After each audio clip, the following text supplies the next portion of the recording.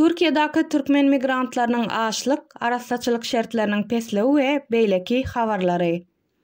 Geçen hepde Şanlıurfadaky deportasiýa merkezinden boşadylan bir türkmen migranty bize ýüzlendi. Türkmenistanyň raýaty bu ýerde 4 ay bäri tutulanyny we 4 ay içinde 9 gezek keselhana düşendigini aýtdy. Deportasiýa merkezine ýagdaýy yaramazlaşan soň keselhana alınıp gidilendigini we keselhananyň beren oňurgasyna gryja sebäpli operasiýa edilmeli diýilen kepilnama esasyna boşadylandygyny aýtdy.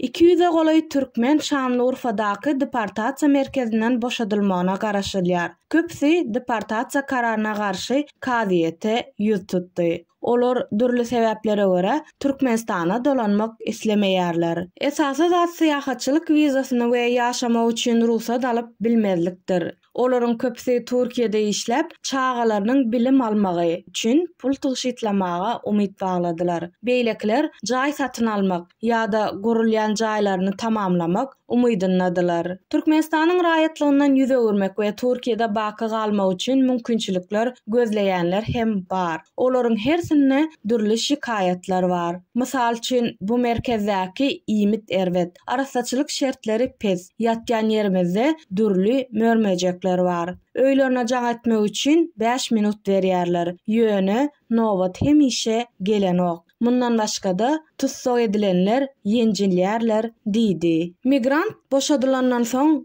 galan watandaşlaryň sesiniň eşitiljekdigine we olara kömek eliniň beriljekdigine umyt edýändigini aýtdy. Kömek soramak üçin konsulluga jaň etdim. Ýöne konsulluk işgärleri Türkmenistana gaýdyp gitmegimizi aýdyp telefony öçürdüler. Türkmenistana meýletin gaýdyp gitmek isleýänliklerini ma'lum eden tutsok edilen türkmenlere deportasiýa merkezi uçar petegini satyn alýar we uradýarlar. Başga bir maglumata görä 9-njy iýuldan 13-nji iýul aralygyna Malatyadaky türk deportasiýa merkezine saklanýan türkmen migrantlary açlyk yglan edip konsullugyň kömegine garaşdylar diýip çäre gatnaşçylardan biri aýtdy. Biz açlyk yglan etdik we edaranyň ýolbaşçysyndan konsulmuzy çağırmagy talap etdik diýip ýaş ýigit gürrüň berdi. Bizi bir näçe aýlap sakladylar. Takminan 8-10 ay. Hatda 1 ýyl oturanlar hem bar. Bu wagt biz işlemeýäris. Maşgalalarymyza maddi kömek iýermeýäris. Sentýabr aýy gelýär. Çağalar mektebe taýin bolmaly. Biz muny nädip ederiz eger biz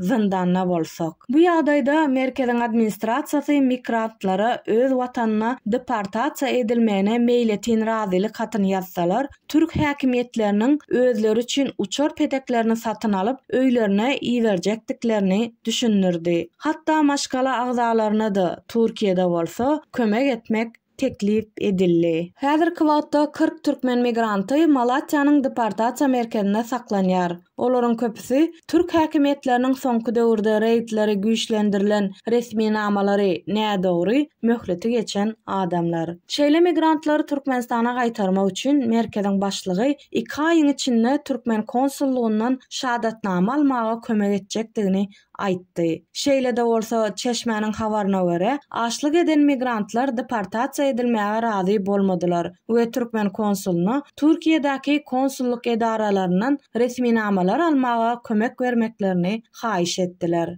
13-nji iýulda merkezi jandarmanyň wekili bizi ýakyn wagtda boşatmaga wada berdi. Şonuň üçin şol gün açlygy besetdik diýip hukuk goraýjylara Çeşme gürrüň berdi. Malatyadaky deportasiýa merkeziniň ýolbaşçylygy bilen ýagdaýy anyklamak synanşygy hiç ýyly netije bermedi.